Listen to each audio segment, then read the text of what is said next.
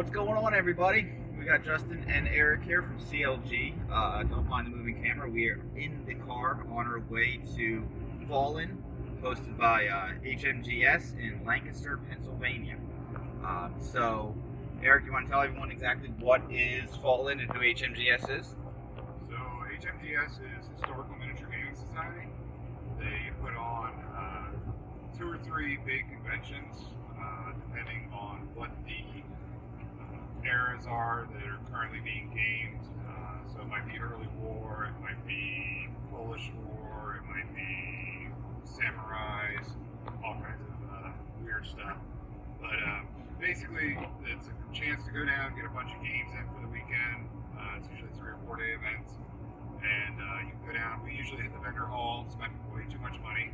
Don't tell our wives. Plan. And we also take part in Wally's basement, where we can sell off our stuff that's been sitting down there forever, that we are never going to get to, and hopefully make some money back. To spend in the so that vendor we hall. go spend in the vendor hall. But it's just a good weekend to kind of get out and meet other gamers and spend some time with each other. Yep, yeah. So HMGS, like I said, Historical Miniature Gaming Society, is a historical gaming group that, or massive organization. They throw 3 events together a year. Usually, they do Fallen in November, Cold Wars in March, and then the big one is Historicon, which is in July, and that's the big hurrah. And then, again, they vary in places. They've been doing it down here at Lancaster Host for the past few years. This year's theme for Fallen, I'll drop the camera, see that? This year's theme for Fallen is Revolutions and Civil War. That doesn't mean every game system you're going to see down here revolves around that. They just do a theme every year. And then they have some guest speakers come in and talk about that aspect of history and how it pertains to gaming and all of that. So what we're going to see down here, and we're going to go through and show you all the different halls. So we basically take over a convention center. Every ballroom, every conference room, every nook and cranny hallway that they can fit a game table into, they will down here, which is awesome. So you'll see all kinds of stuff. So the big play, obviously, is gaming. And the way that works is different clubs, different organizations, an individual who has a game system that they like, or homebrew rules, or whatever it may be, can register to demo a game down here. And they get on a registration. They set up a table, people can come up and play. They usually have registrations for however many people can play, the timeline, but they always get walk-ons too, because those games don't fill up. So that's going to be the main thing. There's going to see all kinds of stuff from every scale to every time period to, yes, Warhammer and fantasy and sci-fi stuff are down here too. Just because it's a historical thing doesn't mean they're not here. So that's a big thing, and there's massive halls, and you'll get to see them here in a little bit. The other thing is they have what they call the university, which is pretty cool. So anything from modeling to painting aspects. And I don't know if you know on the top off your head what I didn't look at the list this year, but I think ones like how to make roads, or they'll do how to do texture painting, or how to do weathering, or how to do MDF buildings, because that's becoming a big thing now in the gaming society. So all different stuff like that where you can register, and I know one they did like how to paint a miniature, and you go and you register and you get a Reaper Mini, and they teach you some texture paint or some ways of painting, some different details and everything, which is really cool. And then they have let's see, what else do they have there? They have Wally's basement. So let's talk first about the vendor hall. They have a massive vendor hall down here. And you'll get anything from mom and pop shops to commission painters that have stuff out, to the bigger game stores, like the War stores here, which is awesome. Pirate Pats, Cotton Eye Gyms, all those. And then Battlefront will have stuff set up. Warlord, yeah, was that Old Glory has a massive. All the Old Glory and what's the other one? Blue Moon have a massive table down here with just bins and a catalog you go through and you pick, and they bring them out. Warlord used to come. Unfortunately, they haven't been here the past couple of years. I think they're at Historicon, but they don't come to the smaller one. So the vendor hall, which is awesome, which is where we spend a lot of money, and hopefully I remember to save some money for food this weekend. We'll see how that works. And then Wally's basement. That is a giant flea market. So you can register and sign up for a table, and you can sell as Eric said, all of your stuff that's been sitting around, which is why the back of this massive Titan is full of totes. Eric's getting rid of stuff. Now, we play the game of how much room does Eric actually make in a tote, because he will empty them selling them, and he'll fill them back up, either at Wally's or the vendor hall. So we'll see how that works. But it's a great place to go to see anything, some old stuff. I found there's an old board game, if any of you know of it, called Screaming Eagles out there. I used to play it as a kid in the 80s. Awesome board game. I found it here one year. And then some of it is, as they say, another man's junk is another man's treasure. Sometimes someone's junk is just someone else's junk. So there's all kinds of stuff down here, but there's a little bit of things for everybody. So Wally's Basement is another big thing that you're going to see down here. And then, like I said, the gaming. They do some tournaments down here.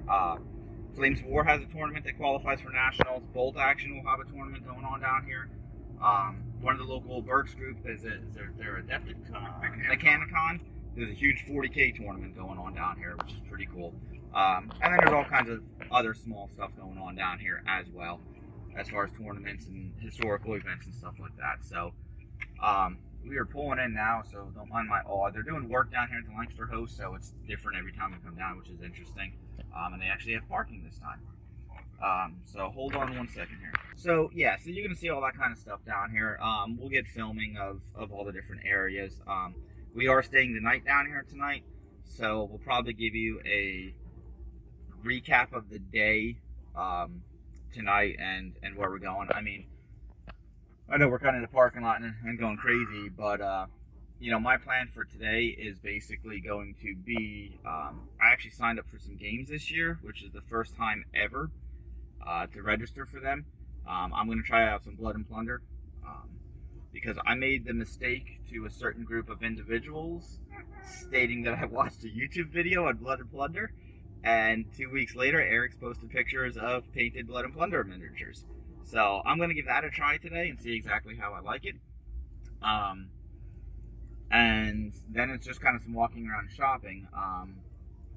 Eric, do you have any major plans for today besides for finding a parking spot? No, apparently finding a parking spot is going to be the fun part.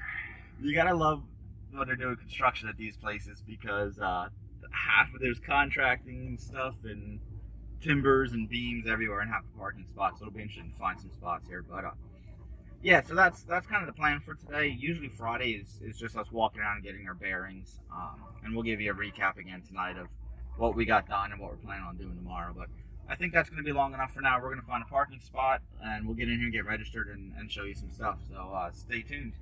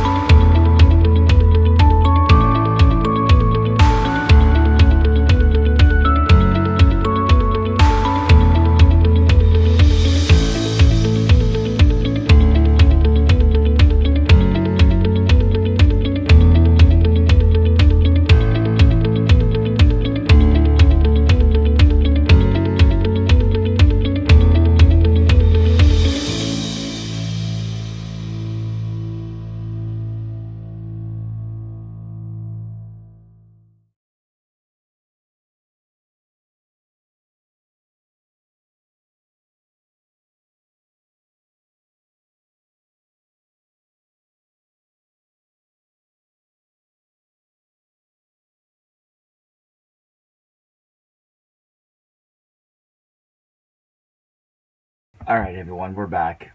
It's the day after. We got home later last night. I got some coffee in me, put some thoughts together, want to talk a little bit. Eric and I wanted to do a combined video chat talking about it, but again, time constraint, we just decided that we would just each throw up our own little thought process here. So, last we left you, we talked a little bit on the way there Friday what exactly we were going to. You saw just a whole bunch of video clips and photos of all the different halls and vendor halls and everything like that. So we're going to wrap up here talking about the Fallen 2018 Revolutions and Civil War. So you get this really cool book. It just basically goes through all the different games that's going on, maps, that kind of stuff.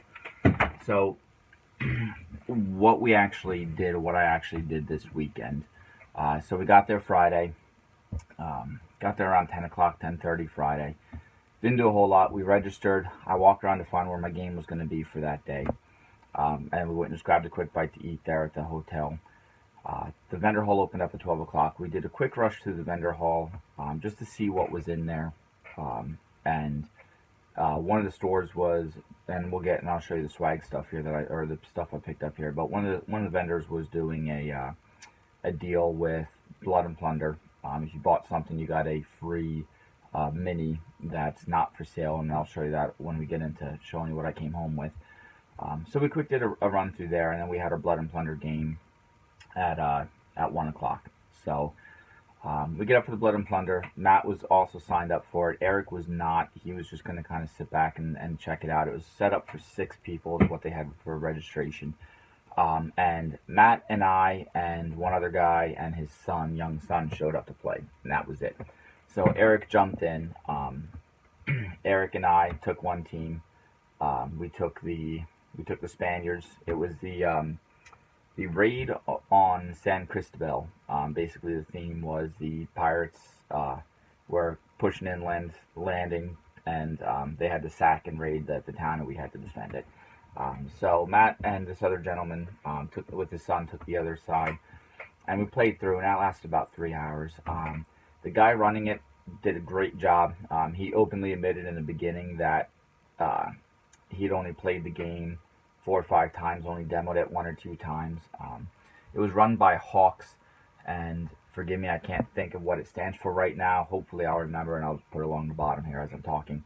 I'll look it up, but they're based out of Maryland. It's a huge gaming club. They usually fill a room with like 6 or 7 tables and run all kinds of demos. It's a great organized group and gaming club. So they put it on. We played. David was the guy who ran it, did an awesome job. Learned a lot. We missed some things, got some things confused, but again, going into it, I knew I've read the rules, skimmed the rules, I should say. I've watched a few YouTube videos on Beast of War channel, Let's Play, and by Mike, I want to say his name is Tunez, one of the guys who wrote the system. I'm watching videos on how to play, and also I knew going into this situation, when you're running a game with multiple people, things are going to get missed. It's not meant for, unfortunately, for a new guy just walking up, hey, I've never played this, let's go. You can, but you're not going to get a full concept of the game. So we ran through, we played about 5 or 6 turns. Eric and I ended up getting pretty slaughtered. But again, missed a lot of stuff. Unfortunately, the gentleman that had also registered wasn't the greatest sportsmanship-wise. I'm just going to leave it at that. I don't want to bash anybody on here, and I honestly don't even remember his name or who he was, where he was from. He was just a guy there for the convention. So sucked the fun out of some of the things a little bit, but we got that done. We were done by 4 o'clock, 4:30, and we were supposed to be doing that until 5. So we did another walk through the vendor hall, picked up some more stuff, and then from there we went and got an early dinner, checked in at our hotel, came back, and at that point we were going to do at the hotel, we were going to do a quick wrap-up of the evening, but we didn't get back to the hotel for the final time until like 9 o'clock, and we were exhausted, because we ended up going back to the convention, walking around, taking a look at some of the games that were going on, just kind of sightseeing, hit the bar. I hit the bar anyway. Walking around, it's cool, it's a convention, so you can walk around with the drink and check out everything going on. So we did that until about 9 o'clock, went back to the hotel. And that was kind of it for Friday. Saturday, the plan was to get up. I was registered for a Chain of Command game. It's something I've bought the books for, I've been looking to play. I've watched lots of videos and kind of got a good basis of the rules, but I actually want to throw some dice and play. I got up Saturday morning, felt like crap from the hotel, just didn't sleep right, and I decided to actually look at the rules and the gameplay that we were gonna do. And it ended up being a World War One with a little bit of mix of homebrew rules, and I don't mind that. But again, when I'm trying to learn the system, I want to just play straight through what the rules are. So, and I was hoping it was a World War Two one because that's a time frame. Now I know obviously rule set. There's not a whole lot of difference between World War One and World War Two, except for the figures and some of the weapon systems and all of that, and maybe some of the special rules. But I decided I wasn't feeling it, so I ended up skipping that game, which I do feel bad about because these game masters that put on the game, people pre-register and then they're expecting other people to get walk-ons, um, and I'll get into talking about a little bit about my overall thoughts of the convention here. But so I felt a little bit bad of that because I did skip out on the game, and that was a number that the guy was expecting to have. So, and honestly, I ended up helping Eric out at the Wally's basement. He set up a table to sell a bunch of stuff. So that was from 10 to 1. The game was supposed to be from 10 to 2. We got done. I tried to find where the game was going on, and it seemed like it was either wrapped up or nobody showed up, and they just didn't do it. So I didn't even get to check out the game. But it was run by like the not so much Two Fat Lardies, but the Two Fat Lardy reps had a whole bunch of games going. So I knew it would have still been a good game. I kind of skipped that one around a little bit. Um, and honestly, we spent Saturday afternoon walking around. We ended up we ended up grabbing lunch there. We ended up hitting the vendor hall quite heavy. Surprisingly, Eric and I both came home with money. Um, so that was a shock. There wasn't a whole lot there, and I'll talk a bit about that in detail when I get into the vendor hall stuff here and my thoughts on it anyway. Um, so we walked around the vendor hall, and then we ended up, there's a game system played, and unfortunately I'm not 100% familiar with it. Derek plays it pretty heavily, who jumps in with the cold. He's a CLG affiliated guy down in Lebanon, a good friend of mine for years. It's called No Mores, and it's like I think World War One or World War Two esque, very goofy, silly, fun game. And I don't mean goofy and silly in a bad way. It's a fun game. So it's called No Mores, and you have the different nationalities, and they're garden gnome figures, and they're really cool looking, and it is pretty silly. And they each have like special things, like the Swiss Army has stinky Swiss cheese bombs, and the Bavarians have a what is it called? It's like a flaming hot cheese gun or something like that. So just like fun, wonky stuff like that. So he was playing that, along with Sean and a couple other guys we know. So we went up and checked that out for a little bit. We ended up leaving Saturday night about 5 o'clock. The plan was we were wanting to stick around late Saturday night because Ed was going to run, who's the creator of, I'm sorry, I'm going to butcher the name here. I think it's Spaghetti. It's his last name. Unfortunately, I'm sorry, Ed. I butchered it there, but he's the creator of Battle Valor. He was going to do a huge game Saturday night and demo it and get some people to play. The problem is he's a one-man show, so he was also working the vendor hall until 6 o'clock. So he wasn't sure by the time he wrapped that up, got up, set up a table, what time it was really going on, if it was even going on. And we were both kind of burnt out at that time. So we ended up coming home uh, late Saturday night last night. Got home at about 7:30, 8 o'clock. Um, but still got in everything we wanted to do. There was a couple other games I thought about jumping in on, especially when I decided to bow out of Chain of Command. I probably should have jumped on another game because that was the plan of it, but I didn't. So that was kind of what we got done. My overall thoughts on the convention this year. trying to think nicely how to say this. I did have a good time. I was a little disappointed and bummed out with certain aspects.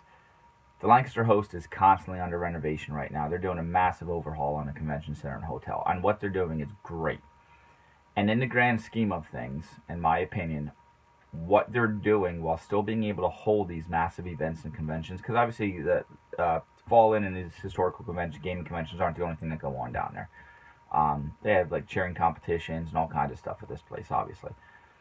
What they're doing and what they're still able to accomplish by hosting these things is a great feat. And logistically, I can't imagine a nightmare of trying to get it all done. That being said, parking is always a nightmare because there's just spots filled with connexes and rebar and building materials and all kinds of stuff. So parking is always a nightmare there. Um, the game halls constantly are shifting and moving. One of the massive game halls that they've always had was cut in half this year, and so they ended up having to move some of those game tables to another location. So it was a little confusing because the book was already produced and saying that they were in certain halls, but now they moved to another hall. But the staff did a very good job of having at the gaming registration table maps explaining exactly where your game table moved to. So that was good. But the game halls seemed very light this year. There was a lot of empty tables, and there usually is in the evenings as games are wrapping up and people are just grabbing stuff. But you'd walk through a game hall 1, 2 o'clock in the afternoon, and half the tables were empty. And I overheard some people complaining at the registration table that these game masters who had signed up to run a game were canceling their games out and just not showing up. And that's one thing, in my opinion. If say you're going to do a game and you're ready to go at 1 o'clock and nobody shows up, and you give it 5, 10, 15, 20 minutes and you decide, you know what, I guess no one wants to play, decided other things, people like me just maybe weren't feeling it and didn't show up, and they cancel out the game, that's one thing. But there were game masters canceling games 2, 3, 4 hours before the games even were supposed to go on. There was a thing a couple years ago. Derek had signed up for a game, and I want to say it was Battlefleet Gothic, but I'm not sure on that. But it was actually co-sponsored by the manufacturers of that game system, and they were supposed to be handing out free swag and gifts and stuff to the people who had signed up to play. Those people, those game masters who were going to run that thing, never showed up. Now, granted, emergencies and stuff comes up, but they never showed up. So they got boxes of swag, of stuff that they were supposed to hand out that disappeared. Where to go? And there's a lot of that kind of stuff going on. So that was kind of a bummer. So the game halls ended up being a little lighter than I would have liked to have seen. However, there's some really cool games going on. There's really good groups running it. Most of these groups have run these games for quite a while, or run events like this, so they really know what's going on, really well put on. Most of the games I saw going, everyone was having fun, and it seemed like they were streamlined and going well. So that's kind of it for the gamer side of it, the game side of it. It looked like it was a good time going on. The tournament hall we kind of walked through. I saw Team Yankee going on. There's another historical game, Layart de Gear something, and I'm butchering that, sorry. I don't play it at all, but I know they can play in 28 or 15 mil. They always have big tournaments that going on. I think there was supposed to be a bolt action tournament as well. I didn't stop in and see how that was going, but from what I understand, that stuff went well. Hobby U, the university, painting university, don't usually do that too much. I did pop my head in that room. That looked like it was pretty cool. A lot of cool things going on in there. Especially what I like about it is there's a lot of tables where you see young kids, painting their first miniature, and they get a Reaper Mini to take paint up and take home with them, and it kind of sparks that hobby, that love that we've all started with. So it's really cool to see the Hobby U and the younger generations getting involved in that kind of stuff and working on their first model, which is a pretty cool thing. So that's always a good time. Wally's Basement was the same as it's always been, and kind of what we were joking about on the drive down is you find some good stuff, which I found a few things I'll show you here in a bit, and then there's just some junk. One thing I have seen in the 6-7 years we've been going to these, it has changed a bit. Again, because of the construction, this is the second year where they've moved Wally's Basement up to the movie theater amphitheater, where there's a stage upstairs. The problem with that is there's one elevator to get up there, and it's a freight elevator that was terrifying to ride on. The poor woman operating it at the hotel was terrified of hotels, and then this thing in itself would just randomly shut off because the spring-loaded gate would pop up and just shut off in the middle of operation. So it was rough for these people to carry totes and carts full of stuff up to get up there to set up a table. Lighting up there is always very bad, and this year was worse. We set up a table Saturday morning. Friday afternoon, they had a fuse blown somewhere in a hotel in half of the rooms. They were stringing up lights to be able to see in these rooms, including Wally's. They lost about half the lights up there. Really dark. So you got a lot of old timers and these older gamers that are walking around with flashlights trying to look at things and look at pricing. We had a couple small little desk lamps set up on a table just so you can kind of see stuff, but even then, we got there late to set up, so it was really dark. The stuff Eric was selling, it doesn't play a big role, except maybe they couldn't see pricing. But there's this poor guy next to us selling commission painted figures, and you can't show off your work. You can't show off painted minis at that condition, I guess you can call it. So a lot of flashlights being shown, so that's always a rough situation. And then it got cold up there. They lost heat up there, and it started to get pretty chilly up there towards the end. Um, so it's not the best conditions for Wally's, but again, it's the best that they can do with what they were able to do and have. Um, there's a lot of empty tables this time. Usually it's packed. It's hard to get a table, and then they even on the stage put up tables, and there was open tables for every time frame we walked through. So not as many people setting up tables. The other thing is they run two Friday, one during the day, and then one like 9 to midnight, and they run 2 Saturday, one in the morning, one in the afternoon, and then one Sunday morning. You used to be able to go through every single section, every time frame, and see different tables set up. You're getting a lot of these people now that go there because it's cheap. It's like $20-25 to set up a table for a session. So if you sell a couple things, you're making money. Excuse me. You're seeing the same people. Like, there's people that go to these conventions now just to pay for Wally's Basement because it's cheaper than a vendor hall, because the vendor halls have grown, and we'll explain that, or I'll talk about that in a second here on pricing and all. And all they'll do is they'll set up a table in Wally's and sit there. So you walk through all 3, 4, 5 sessions, and it's the same stuff there. So that gets a little bit tiring, a little bit old, because it's a flea market. You want to try to see different people coming in and different stuff moving. So it wasn't as great as it's been in the past. It was still good. I was able to find some good deals. There's a lot of cool stuff I saw in there.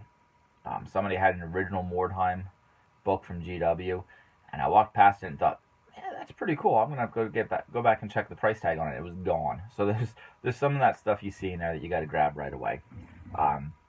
So Wally's was like I said, it was good.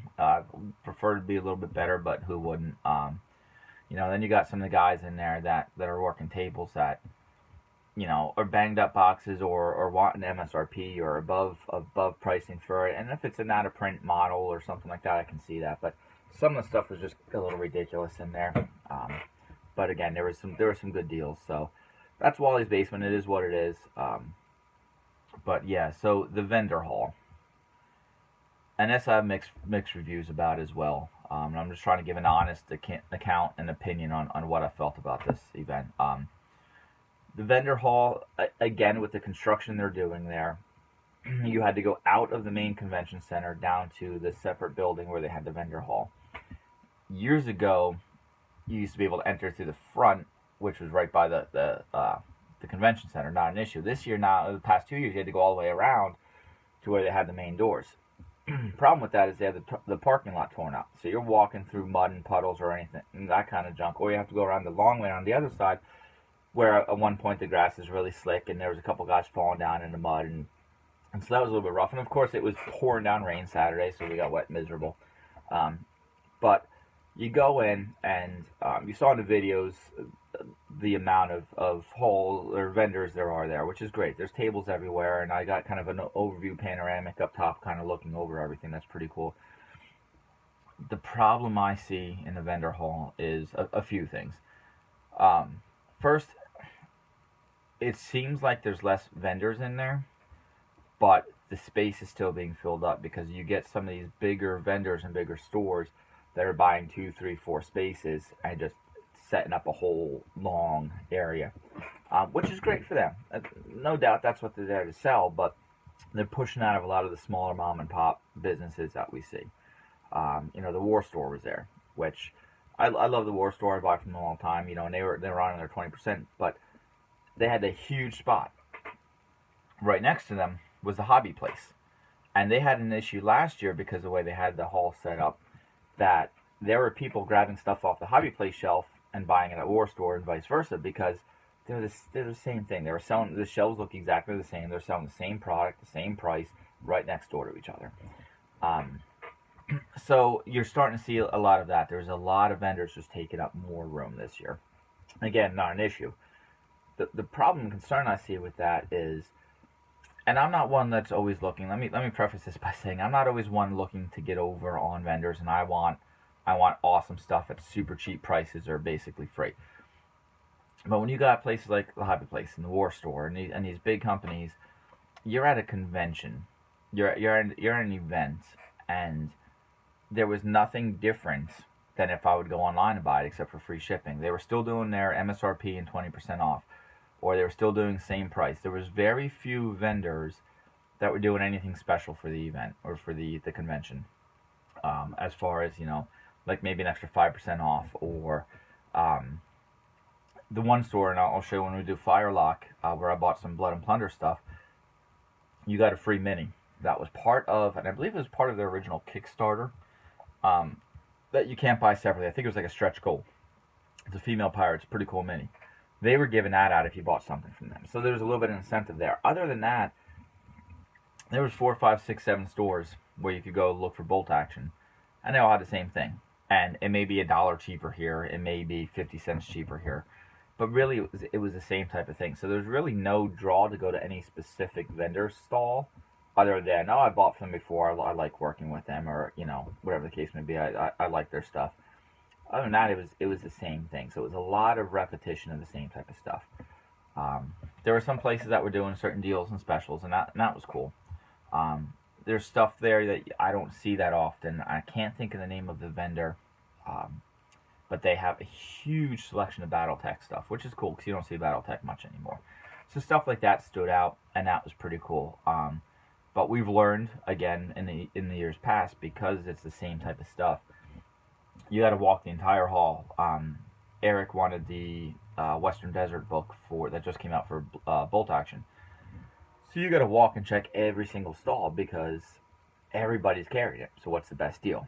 So again, I think he bought it for like $1 cheaper than he saw it in another place. But other than that, it's the same stuff. But there were some good deals going on. I got some dice and some stuff we'll show you here in a little bit. But in my opinion, I think the vendor hall is getting a little too saturated and crowded with the same kind of stuff. You had the Hobby Place, who had a crap load of Flames of War stuff. They're doing buy 3, get 1 free, right across from Battlefront stand. And as a longtime historical gamer, I started with Battlefront. I had a strong love for Battlefront, and I still do. I'm not overly happy with the version 4. I've made that known before, and I haven't played a whole lot into it, so I've stepped back from Flames of War a bit. But as a manufacturer, like that's their bread and butter, is Flames of War and tanks and the Israeli stuff and all this. And we're watching the Battlefront stand, and there's nobody going to it because they can walk across and get stuff a little bit cheaper. And as a Battlefront, as a store, you can afford to give a little incentive to come see us. Hey, okay, we're gonna give you a free. Like the one year they did, it was pretty cool. When you purchased, you got your bag that had your product in it. They threw in like a free tank in there, which was pretty cool. Stuff like that is what's gonna draw you in. But it was amazing to see Battlefront sit there, and half of their time their shelves were completely stocked full, and nobody was going and checking them out because there was no incentive to. And again, you don't go to these things expecting a bunch of free stuff, but it's an event. You want to kind of push your stuff. And again, Battlefront's big enough that they don't really need to worry about that. But still, if they want to keep people coming through, they could have done something. So that was kind of it, and that's why I actually left with money. You'll see when I show you here. I spent more money on Blood and Plunder stuff, which, yes, I picked up another game system. But after playtesting it and watching some videos online, the models are beautiful. The system is solid. Firelocks is doing some good thing with that. So that's where I spent most of my money this weekend. Because again, nothing was really jumping out. I was gonna grab some more Battle Valor stuff, but I'm at the point now where, as I look at the pile on the floor next to me of bags that I have a Battle Valor put together, I really need to focus on that before I look at grabbing anything else. So, yeah. Overall, the convention was great. Fallen is always a good time. Ran into a lot of people we knew. A lot of our gamer friends from around the area were there. I got to hang out with them for a little bit. Got to check out some new tables, which is pretty cool. Some new game systems. And again, just hanging out with like-minded people is always a good time. We got to spend some time talking to the WNPG. I think it's called Wednesday Night Painting Guild or a group or something like that. They run a Toys for Tots thing there where they do a silent auction and a Chinese auction. where obviously you auction off, or you bid on stuff, and at the end of the night the bid goes live or ends, and whoever has the highest bid wins, and then China's auction to call stuff off. All that stuff is to benefit Toys for Tots. So they were pretty cool talking to them. And, we actually ran into one of the guys, bought some stuff from Eric at the Wally's basement, and started talking to him a little bit. And cool things like that they do, and just hanging out with like-minded people. So that's kind of my overall thoughts and opinions. Again, I'm trying to be fair. There's a lot of good stuff going on. Talking to some of the people that volunteer, and we're looking at volunteering for Cold Wars in March to help HMGS run some stuff, and just anything from helping setting up and tearing down tables and chairs. They're always looking for that kind of stuff. It's tough because we understand what they're working with at the convention, but it seems like things are getting a little bit stale, and they're not getting enough young blood in there to help out with some things. So I think there's going to be some changes coming down the pike with the new locations of where they're going, and trying to make things work. So there's a lot of people talking about the convention, and getting kind of stale. It's at the same place all the time, pretty much the same setup, pretty much the same gaming groups, and they're running the same games. Again, not that big of a deal, but there's not a whole lot of new stuff coming in. The vendor hall's getting kind of stale. The Wally's is getting kind of stale. The tournaments. So I think they're looking at rejuvenating that a little bit and seeing what else they can do. So hopefully in the future that happens. But overall, it was a great time. I would have spent more time there again, except it was great when you were going and moving and going in between all these different rooms and games and checking everything out. And then when you have a dead time, like we had a dead spot for really from 4:30 to 7:30 if we were going to stay for Battle Valor. And we made the mistake of sitting down. Just the weight of the weekend hit us, and at that point we're like, let's just go, because sitting here for 2 hours with not a whole lot to do gets a little tiring. One cool thing that we checked out this year that I never even really noticed in the past, there's a gentleman there who volunteers for HMGS who has a huge board game collection, and I'm talking shelves upon shelves, hundreds of games. And he's sitting down in a tournament hall in a corner where there's a bunch of open tables, where if you have downtime, you can go and sign out a board game from him with a group of people and sit down and play a board game. And then when you're done, bring it back to him and he checks it back in. So it's kind of like a library for the board games. Really cool idea, honestly. We sat down, we had an hour Friday night, hour or two that we looked for something to do, and we went down and checked out a Spite and Malice card game and just decided to play because we had nothing else to do. I thought that was really cool. And they had stuff for kids, a bunch of different operations and old school board games, Chutes and Ladders and all that kind of stuff. And then they had Civilization, and they had Small World, and all these board games. And it's just this guy who, that's his collection, and that's what he loves to do. And, he gets people involved in that stuff. And that was really cool. So that was something they've always done. I just never paid any attention to it. So walked around a little bit, got to find that out. But yeah, that's it. Show you a little bit of the table I got, and I don't want to go into a whole bunch of detail. I just want to kind of show you the deals and some of the stuff you can grab and get at these events from the vendor hall. And then I'm going to have a little section of stuff that I was able to snag at Wally's that I actually found some pretty decent deals with some stuff in there. So we'll show you here in a second. And then, like I said, after this, I'm going to tack on what Eric's overall thoughts and reviews and pile of stuff he got on the back end of this, and kind of finish it up with that. But yeah, that was it. March 15 through 18, somewhere in there. The St. Patrick's Day weekend is Cold Wars. We will be back again for that. So I've already started saving up my change, getting ready for the next event. So that's that. We'll show you what we got here as far as what goodies I bought that'll sit on my shelf unpainted for another year. So we'll get to that here in a second. All right, now for the good stuff here. So this is everything I was able to pick up this past weekend. So this is pretty cool. This is a little swag bag you get just for registering and checking in, which is cool because then you have a bag to carry around stuff as you buy stuff. So it's pretty cool. They started doing this a few years ago. Just a little drawstring bag. It had a pen in it with a little laser pointer at the end, which is kind of cool. Just some free swag. So why not? So, all right. So this is a good bit of the stuff I picked up this weekend. So the majority of it is Blood and Plunder.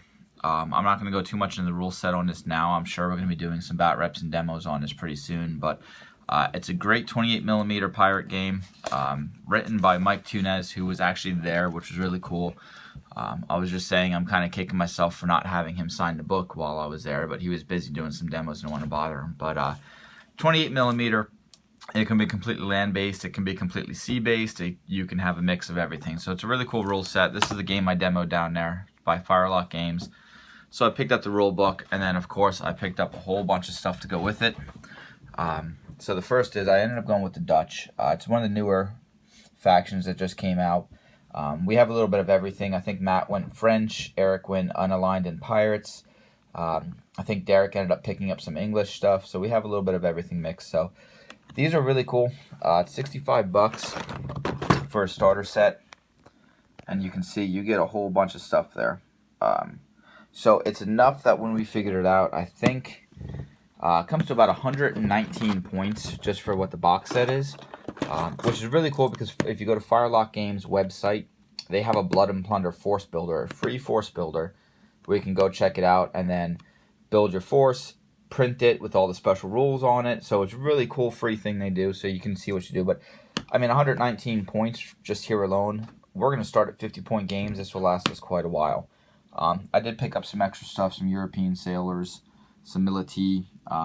Yes, these are European sailors, however, the cool thing with this game is you can paint them up as different things. So there's a force that I can take, or a unit that I can take, called bow slopers, and I'm probably butchering that because it's Dutch.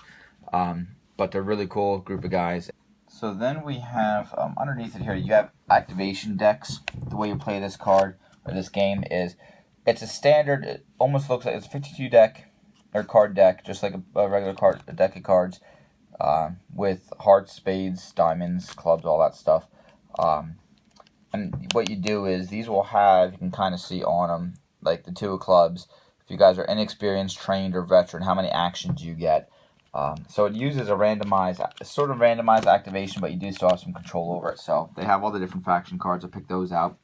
The other cool thing about this game system is, instead of using tokens for stuff, like these are, you'll see I have fatigue tokens, these are reload tokens, these are if they've used their rifle or their one-shot pistols.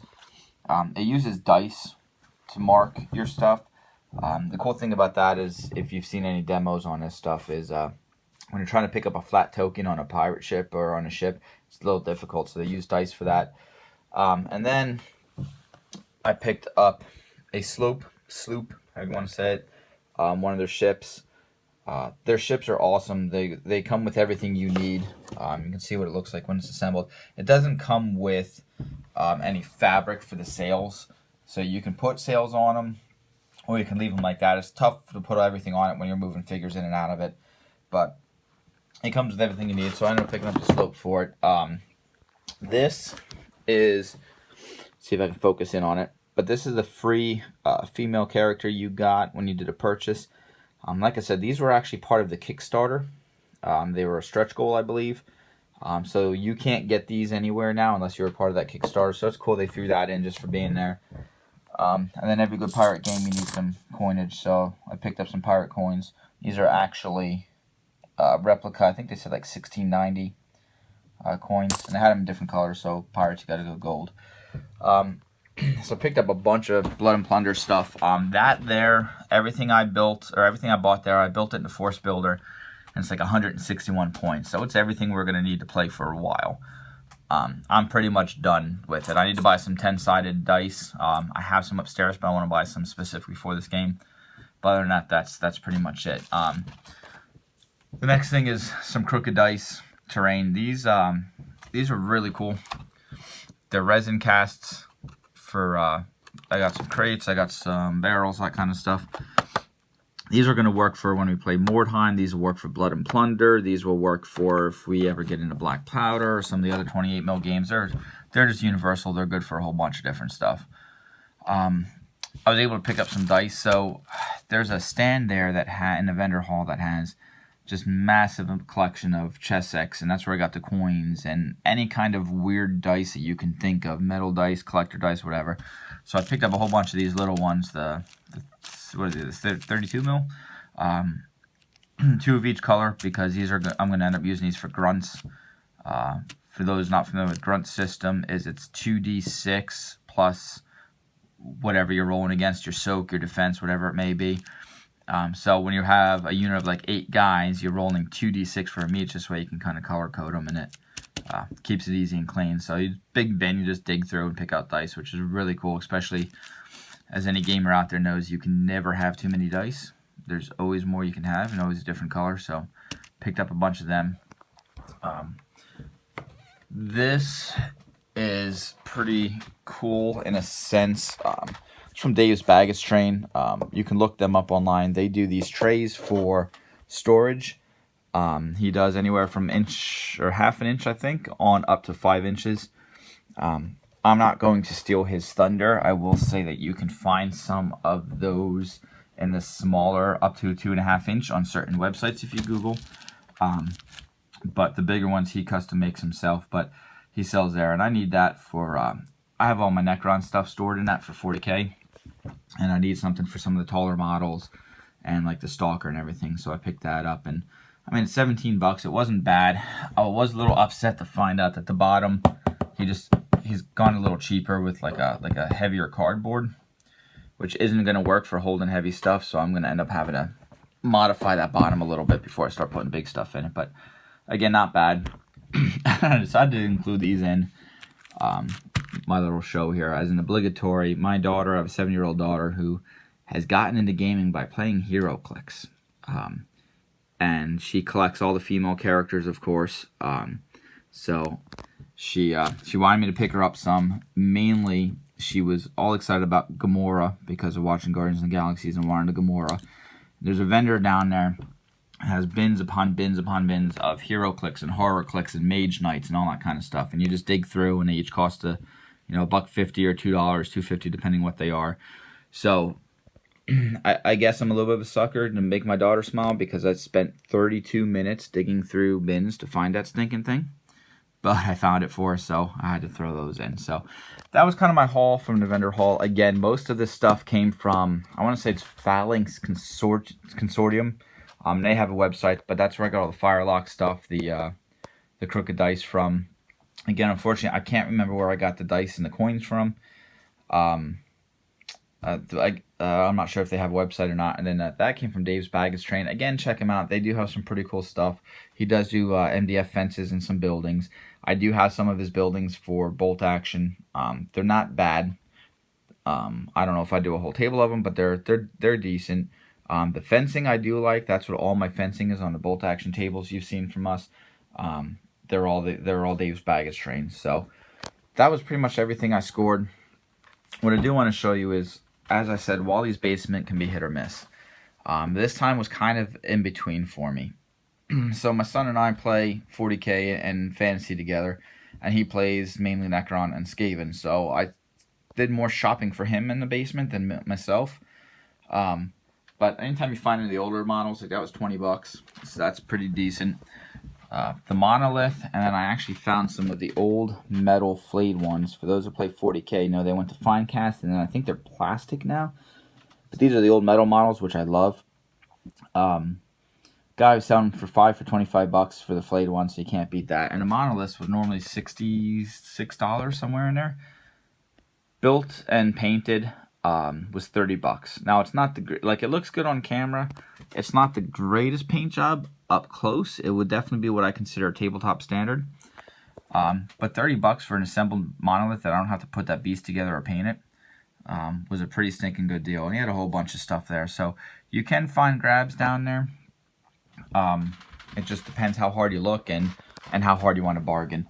But yeah, that was pretty much it. So again, the vendor hauls were kind of all the same type of stuff, but there was a good selection of stuff there.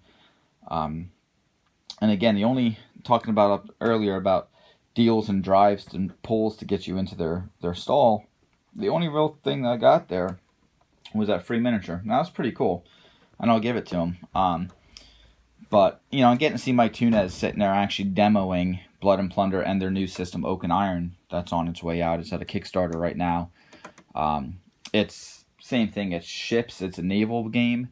It's played at a really funky scale, like I can't even begin to say what it is. It's almost like smaller than 10 mil. It's weird, but it's a pretty cool system. But he was there demoing that kind of stuff. So when you see like game creators actually there, that's pretty cool. Like I said, I wish I would have gotten him to actually autograph my book, but that's my own dumbness. Maybe I'll see him at Cold Wars, since they're really pushing these games now. But yeah, that's pretty much it for my review on the weekend. I am going to have Eric force him to give me something here so I can post something on the end of his thoughts. I think him and I are in sync with a lot of this stuff, so you may hear some repetitive stuff, but it'll be nice to kind of see what his thoughts are and his take from the weekend. So that's pretty much it. And again, until Cold Wars in March. All right, thanks guys. Bye. Surprise, me again. I was gonna have Eric finish up this video, but life gets in the way, and he wasn't actually able to just spend some time to record his thoughts on everything. I did talk to him a little bit about it. He did post this photo at his haul. Everything he picked up in a vendor haul, and obviously you can see him and I are very like-minded in what he ended up grabbing. Blood and Plunder seems to be the new game. He did pick up the new Western Desert book, which, damn him, because now I really want to play my Italians, even though the rules for it don't seem that great in it. They had them nerfed in the first edition of them, and this doesn't look much better, but I love some Italians, so now I'm really tempted with this new book. But anyway, yeah, so you can see where he was at, and that was kind of it, and I'm not going to get too long-winded on this because I've already said my part. I just wanted to close out this video and say that it was a good time. We will be back for Cold Wars, so look for a video on that, and then hopefully look for some upcoming stuff from us soon. We're, again, focusing very hard on getting Battle Valor set up and playing some games for that, and some Blood and Plunder, so you'll see some demos from us on that. But yeah, I just wanted to give a quick, which turned into about a 50-minute long video. So hope it didn't bore you guys too much. I hope you're interested in some people and coming out to the next event, checking it out. Again, HMGS East, and I'll put their link in our below down in the description. But that is all I have. Like, subscribe, do all that mandatory stuff I'm supposed to say on YouTube videos, and we'll be seeing you guys again. Until then, have a good one. Happy gaming.